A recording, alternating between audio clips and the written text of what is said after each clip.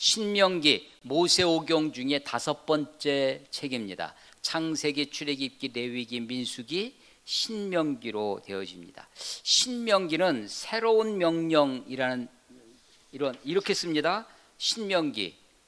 이 신명기도 아니고 하나님의 명령, 귀신 신자를 쓰는 신명기, 하나님의 명령이라 이 신명기도 아닙니다.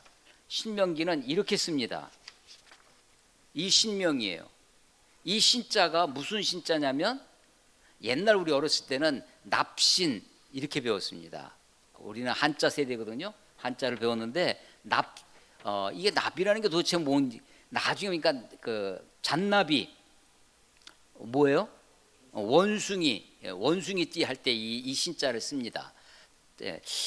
그런데 이 신자는 나중에 보니까 이게 거듭 신자입니다. 우리 내가 너희에게 거듭 당부한다라는 것을 한자로 뭐라고 그래요? 4글자. 거듭 당부한다. 예, 신신당부. 예, 그때 이 신자를 쓰는 거예요. 거듭 명령하는 것이죠. 거듭 말씀하시는 거예요. 그래서 우리 성경에 신명기 이렇게 번역이 되어 있는데 이 성경에 영어 성경 두트로노미라고 합니다.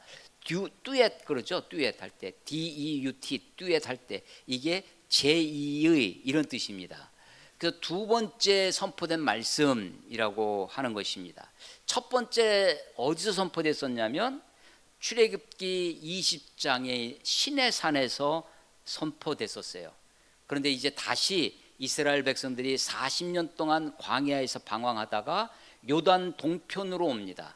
요단강 동쪽에 와서 이제 모세가 가나안에 들어가질 못해요. 그 40년 동안 출애굽한 애굽에서 나온 출애굽 세대는 다 죽습니다.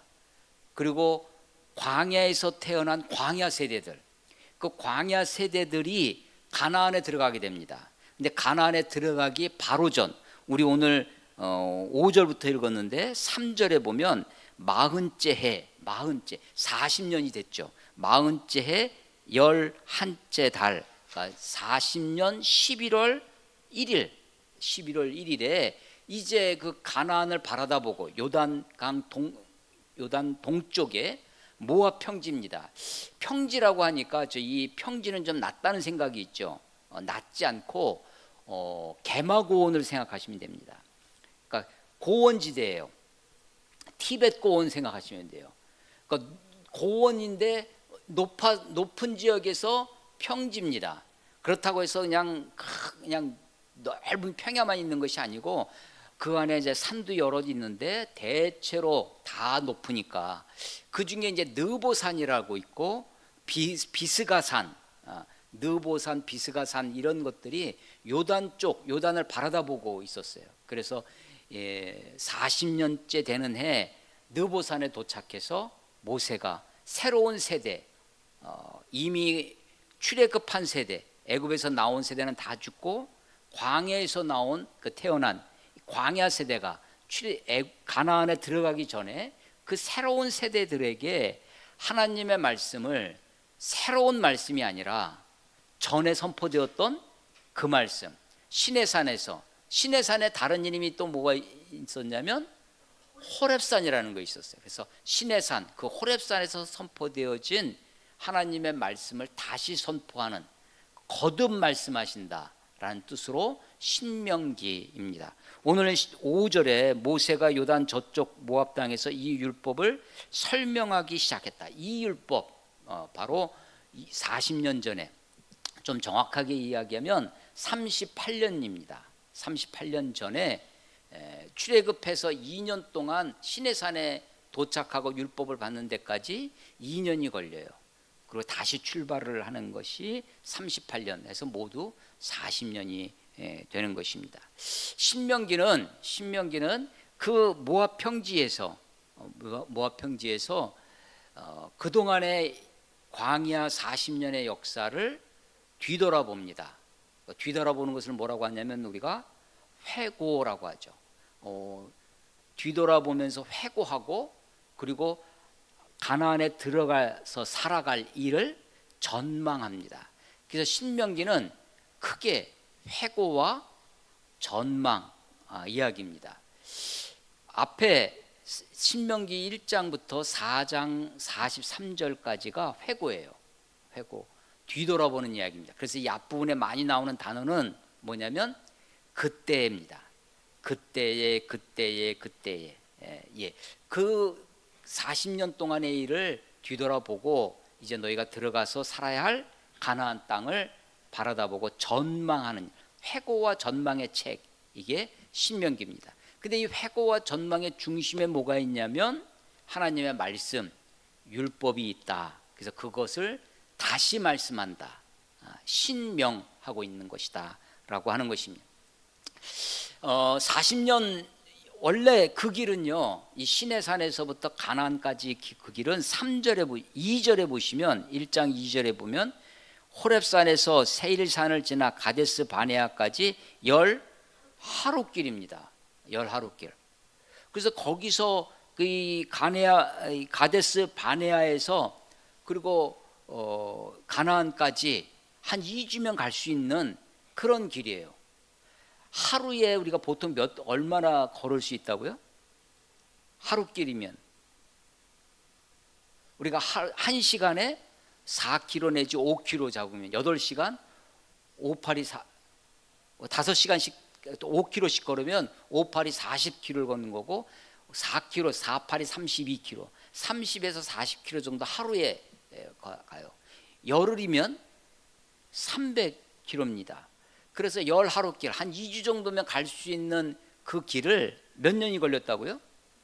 38년을 걸립니다. 그러니까 38년 동안 광야에서 뺑뺑이를 돈 겁니다. 뺑뺑이를. 제가 대학교 3학년 때 ROTC 훈련을 받는데 어디서 받았냐면 남한산성 밑에서 받았어요.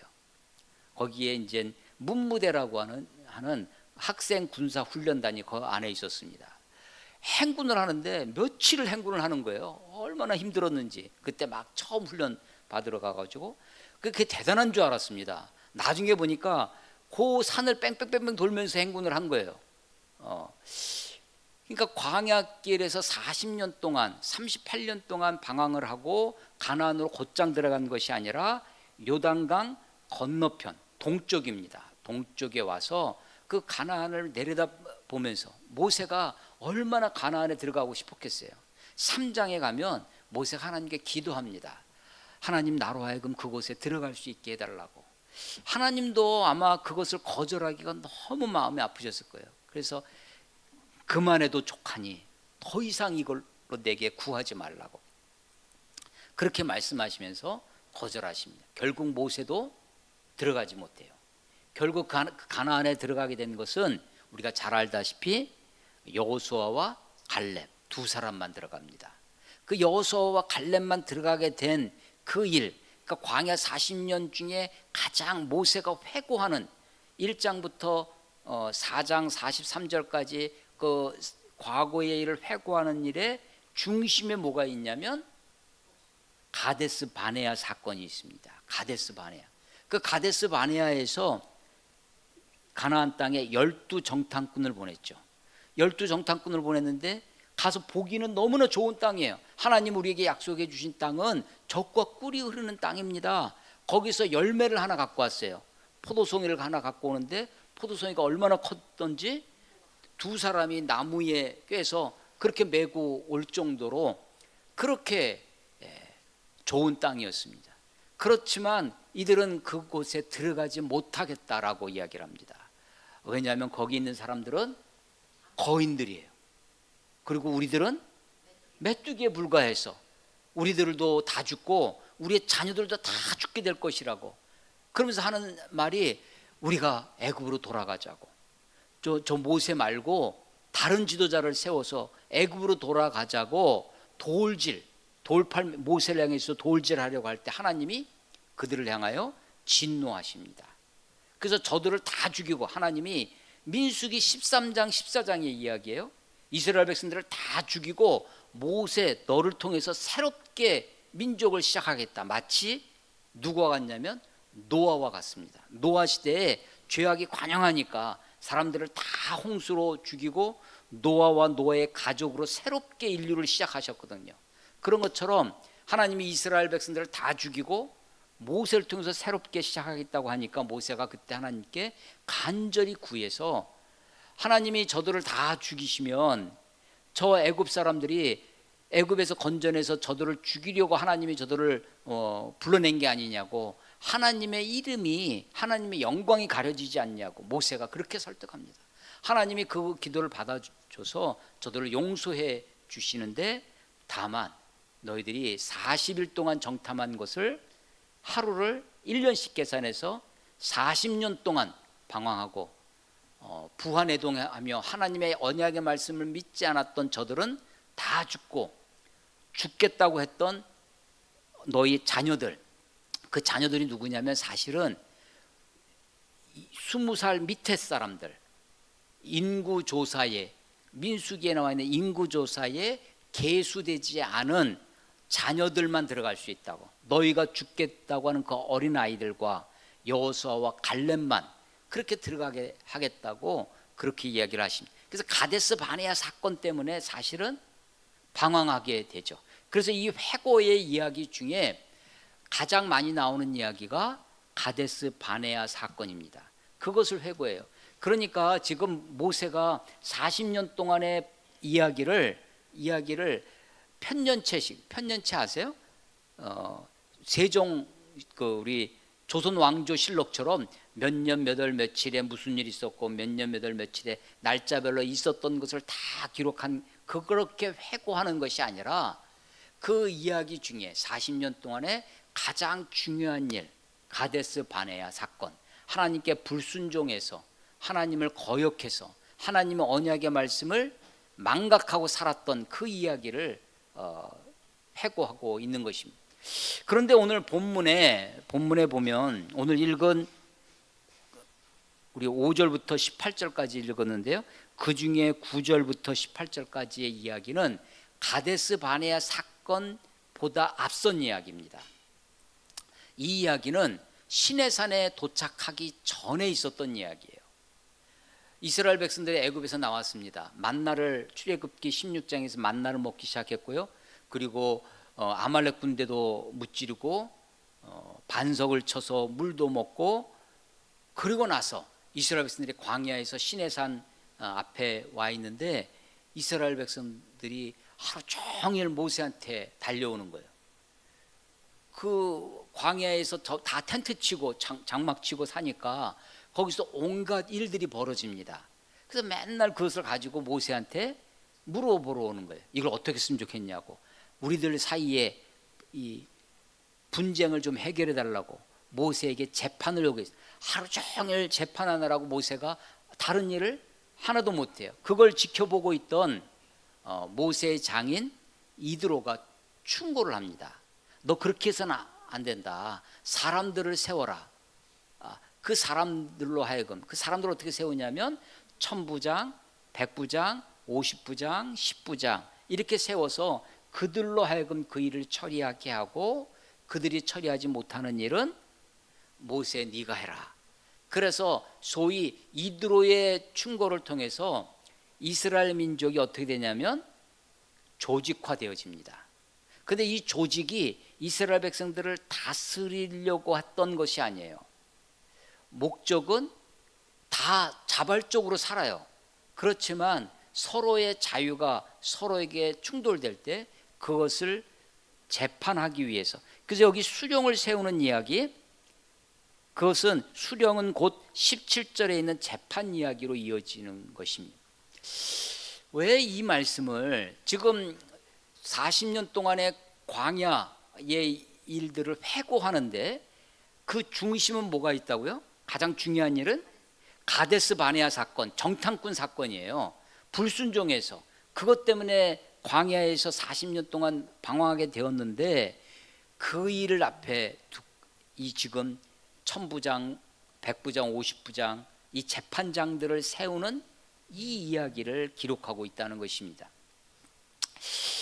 모든 일을 다 기록하는 것이 아니라 선별적으로 기록을 하는데, 그 중에 이 이야기를 우선적으로 지금 첫 번째 이야기로 모세가 하고 있는 거예요. 왜 이 말씀을 모세가 하고 있을까? 우리가 5절 1절에 모세가 요단 저쪽 모압 땅에서 이 율법을 설명하기 시작했다. 율법을 설명을 하는데 율법을 설명하기에 앞서서 지금 이 말씀, 사람들을 세우는, 리더십을 세우는, 재판장을 세우는 이야기를 하고 있는 것입니다. 공동체를 와해시키는 것이 무엇이냐면 공동체 사이에 있는 분쟁입니다. 갈등이 없을 수는 없죠. 아니, 사랑해서 만난 부부 사이에도 갈등도 있고, 자기 몸으로 낳은 자식하고도 갈등이 있고, 우리 이웃 간에 얼마든지 갈등이 있는데 그 갈등을 어떻게 해결할 것이냐라고 하는 것입니다. 그런데 공동체를 와해시키는 가장 심각한 것은 갈등 그 자체가 아니라 그 갈등을 부적절하게, 부당하게 해결하는 것입니다. 그래서 그 중에 하나가 뭐냐? 그래서 재판장을 세우면서 그들로 하여금 쌍방간에 공정히 판결하라고 16절에 그렇게 얘기합니다. 이 공정이 공동체를 세우는데 아주 중요한 이야기다. 불공정이 가져오는 것, 불공정은 불신을 가져옵니다. 불만, 불평을 가져오죠. 그래서 한 나라, 한 공동체, 한 민족, 지금 이스라엘 민족이 광야에서 지금 함께 여정을 해나감에 있어서 가장 중요한 게 무엇이냐면 공동체가 하나 되어지는 것입니다. 하나 되어진다고 하는 것이 획일적인 어떤 단체, 일사불란한 그런 모임을 만드는 것이 아니라 각자 자신의 삶을 살아요. 각자 자기 가정 해나갑니다. 그렇지만 서로가 서로를 공정하게 대하는 것입니다. 서로가 서로를, 그래서 이 공정함은 타국인에도 그리할 것이라고. 뿐만 아니라 17절에 보면 외모로 보지 말고 귀천을 차별 없이 하고 사람의 낯을 두려워하지 말라고 이야기를 합니다. 재판은 하나님께 속한 것이다. 한 주일 동안 묵상한 말씀 중에 하나입니다. 재판은 하나. 그래서 성경에 하나님께 속한 것 이렇게 표현한 게 있어요. 예, 전쟁은 하나, 또 하나가 있습니다. 그래서 하나님께 속한 게 성경에 세 가지가 나옵니다. 하나가 이 재판이고, 하나가 전쟁이고, 또 하나가 사랑입니다. 요한일서 4장 7절에 보면 사랑하는 자들아, 사랑은 하나님께 속한 것이니 사랑하지 않으면 하나님을 알지도 못한다라고 합니다. 하나님께 속한 것이 세 가지예요. 재판, 전쟁, 사랑입니다. 하나님께 속했다는 말이 무엇일까? 사실 하나님께 속하지 않은 게 있나요? 이 천지 만물 중에 하나님께 속하지 않은 게 없습니다. 다 하나님께 속해 있어요. 다 하나님의 것입니다. 근데 굳이 하나님이 이것은 나의 것이라고 주장하시는 것이 있어요. 이것은 나에게 속한 것이다라고 말씀하시는 것이 있다는 거예요. 자, 하나님은 안 계신 곳이 없어요. 그래서 하나님은 어디에나 계십니다. 그걸 우리가 뭐라고 표현하죠? 네 글자로 무소부재. 안 계신 곳이 없음. 무소부재. 그 두 글자로는 편재라고 합니다. 두루 계신다는 거예요. 그런데 하나님이 어디에나 계시는데 굳이 하나님이 여기 계시다고 말씀하시는 것이 있어요. 하나님이 이름을 두신 곳이 있습니다. 하나님이 특별히 내가 너와 함께한다. 하나님이 다 함께 하시는데 굳이 내가 너와 함께 한다고 말씀하시는 것이 있어요. 자, 하나님께 속한 것, 재판은 하나님께 속한 것이니, 전쟁은 하나님께 속한 것이니, 사랑은 하나님께 속한 것이니 라고 하나님이 특별히 강조를 하고 있다는 것입니다. 그러니까 하나님은 어떤 분이냐면 사랑이에요. 하나님은 공의입니다. 의로우신 분이에요. 그래서 이 재판을 통해서 하나님의 의가 실현되어야 되는 것입니다. 하나님은 사람을 외모로 보지 않으세요. 외모로. 사무엘상 16장에 처음 우리 다윗을 기름 부을 때 사무엘이 베들레헴에 가서 이새의 집에 가죠. 아들들을 불러와서 이 제사를 지내는데 첫째 아들 엘리압을 보고 마음에 들어서 기름을 부으려고 했더니 하나님이 말립니다. 아니다. 저는 내가 택한 자가 아니다. 그때 하신 말씀이 사람은 외모를 보거니와, 지금 누가 외모를 봤냐면 사무엘이 그랬어요. 선지자 사무엘마저 외모를 본 거죠. 사람은 외모를 보거니와 나는 중심을 보신다. 하나님은 중심을 보신다. 그때 하시는 이 외모를 본다라는 말을 영어 성경을 찾아보면요, 뭐 아웃룩이라고 되어 있지 않고 하나님은 뭘 나타내지 않는다고 되냐면 편견, 편애를 나타내지, 파트 부분이잖아요. 파트 나누는 걸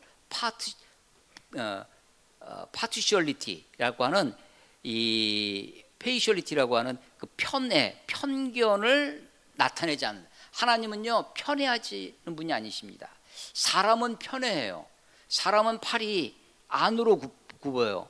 팔을 밖으로 하려면 부러집니다.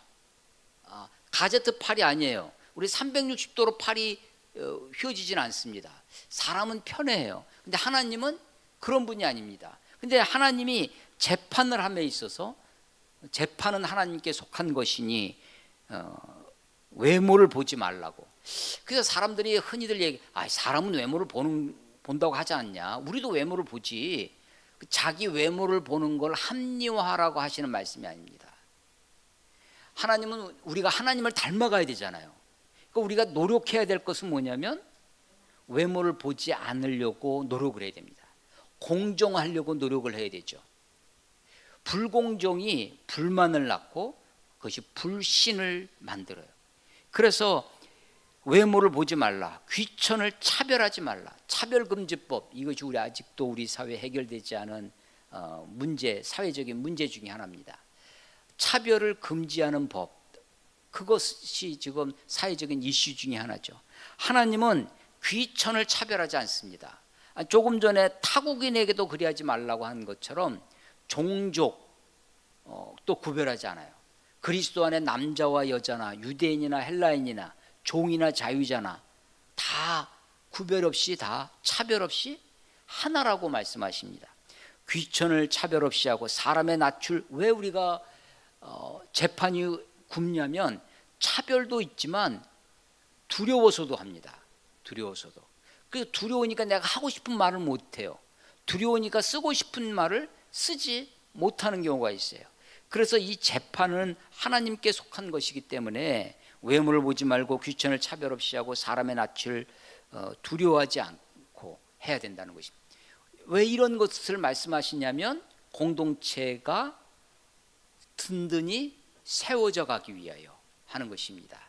그래서 제일 먼저 모세가 지금 40년을 회고하면서 40년의 방황의 계기가 됐던 가데스 바네아 사건, 그 이전에 이 사건을, 이 일을 먼저 언급하고 있다고 생각되어집니다. 무신분립이라는 말이 있습니다. 무신, 믿음이 없으면 설 수 없다라고 하는 것이죠. 무신분립. 믿음은 우리 공동체를 세우는 것입니다. 그 중에 하나가 이 공정함입니다. 한 나라에서도 그 사회의 마지막 보루가 뭐냐면 사법부라고 생각됩니다. 사법부가 정의를 잃어버리고 사법부가 어떤 한쪽을 편들기 시작하고 사법부마저 그렇게 진영 논리로 형성되어질 때 그 사회는 아주 위험한 사회라고 생각되어집니다. 우리가 지금 대한민국이 지금 단군 이래로 가장 번영한 시대를 누리고 있다고 생각돼요. 근데 우리가 이런 번영을 누리는 것이 오랜된 것이 아닙니다. 근 몇십 년 전만 해도 우리가 가난과 억압과 온갖 어려움 속에 살고 있었죠. 마찬가지로 우리가 사회가 어려워지고 나라가 힘들어지는 것도 수백 년, 수천 년 걸려서 되는 것이 아니라 쉽게 망하고 쉽게 어려워질 수도 있다는 것을 우리가 생각해야 할 것입니다. 재판은 하나님께 속한 것입니다. 하나님이 이 말씀을 가데스 바네의 불순종의 사건, 그 무서운 이야기 바로 전에 이 이야기를 하는 것은 단지 이스라엘의 행정 조직이 이렇게 되어졌다라는 관료 체계를 우리에게 설명해 주려는 것이 아니라 그것을 통해서 이스라엘에 세우고자 하셨던 것, 하나님이 세우시려고 했던 것은 하나님의 의, 공의라고 하는 것입니다. 쌍방간에 공정하게 타국인에게도 귀천에 구별 없이 외모를 보지 아니하고 그 사회가 굳건히 서갈 수 있는 것을 말씀하고 있는 것입니다. 이 말씀을 세울 수 있는 것이 무엇이라고 생각하냐면 그것이 율법, 하나님의 말씀을 세우는 것이라고 생각되어집니다. 오늘 설교 제목이 다시 세워야 할 말씀입니다. 오늘 성찬을 나누면서도 헐어야 세울 수 있다라고 했는데 한 해를 시작하는 첫 주일에 1월 달에 신명기 말씀을 읽는다는 것은 참 귀한 일이라고 생각됩니다. 다시 한번 하나님의 말씀으로 우리 삶을 세울 수 있었으면 좋겠습니다. 우리의 믿음을 다시 세울 수 있는 계기가 이 말씀을 통해서 이루어질 수 있었으면 좋겠습니다. 내가 하나님 앞에 내 자신을 바로 세울 수 있도록 우리 사회가, 우리 공동체가, 이 나라가 하나님의 의로운 나라로 설 수 있도록 기도하며 이 말씀이 우리의 삶 속에 이루어지기를 소망하며 살아갈 수 있었으면 좋겠습니다. 다시 세워야 할 말씀, 모세가 지금 새로운 세대에게 가나안에 들어갈 그 사람들을 향해서 이 말씀을 다시 설명하고 있습니다. 새로운 말씀이 아닙니다. 40년 전 시내산에서 선포됐던 그 말씀입니다. 그 말씀 앞에 우리가 다시 나아가야 됩니다. 연말을 맞이해서 제가 묵상했던 어구 중에 하나가 온고지신이라는 것입니다. 옛 것을 돌이켜서 새 것을 배운다, 알게 된다는 뜻인데 온고라는 겁니다. 옛 것을 따뜻하게 해야 된다는 거예요. 그래서 저는 이 온이라는 단어, 옛 것을 온고해야 지신할 수 있다는 거예요. 옛 것을 어떻게 따뜻하게 하는가? 불을 떼면 우리가 따뜻해질 수 있어요. 아니면 손을 비빈다든지 마찰을 놀려서도 따뜻해질 수 있습니다. 옛것, 하나님의 말씀, 그 옛것이 따뜻해지면요 태워버리라는 것이 아닙니다. 옛것을 따뜻하게 해야 됩니다. 그래야 그 따뜻해진 옛것이 살아서 새로운 것을 알 수 있게 해주는 거죠. 아니 수없이 읽던 반복적인 말씀인 것 같은데 이 말씀을 다시 읽습니다. 말씀을 따뜻하게 하는 거예요. 내 마음 안에서 말씀이 따뜻해져야 돼요. 우리가 늘상 하는 예배입니다. 옛날 방식 그대로일 수 있어요. 근데 그 옛 것을 따뜻하게 해야 됩니다. 온고할 때 지신할 수 있어요. 지신, 온고지신, 하나님의 말씀, 새로운 말씀이 아니라 거듭 주시는 말씀이지만 그 말씀을 우리가 따뜻하게 할 때 우리 마음 속에서 새로워지는 역사가 있을 줄로 믿습니다. 1월 아직 첫 주입니다. 아직 시작하지 못하신 분 다시 새롭게 이 신명기의 말씀, 하나님의 말씀 앞에 우리의 삶을 드릴 수 있기를 주의 이름으로 축원합니다. 기도하겠습니다. 하나님 아버지 은혜를 감사합니다. 새 첫 주일에 하나님의 말씀을 다시 읽습니다. 신명기의 말씀입니다. 모세가 요단 동편에서 그 땅을 차지하고 그곳에 들어가야 할 새로운 세대들에게 그때 그 말씀을 다시 설명하고 있습니다. 하나님, 우리도 다시 그 말씀을 읽습니다. 그 말씀 앞에 우리 자신을 드리기를 소원합니다. 하나님, 이 말씀을 읽으면서 나와 우리 가정과 우리 사회와 우리 나라와 이 세계를 꿈꾸며 살아갑니다. 회고와 전망이 우리를 새롭게 하여 주시고 우리 가운데 주의 말씀으로 더욱 힘있게 하여 주시옵소서. 말씀이 우리의 믿음이 되게 해주시고 말씀이 우리의 생명이 되도록 하나님 축복하여 주시옵소서. 예배를 새롭게 하여 주옵시고 말씀을 통하여 우리를 더욱 힘있게 하여 주시옵소서. 주님을 의지합니다. 주님을 찬양합니다. 예수님의 이름으로 감사하며 기도드렸사옵나이다. 아멘.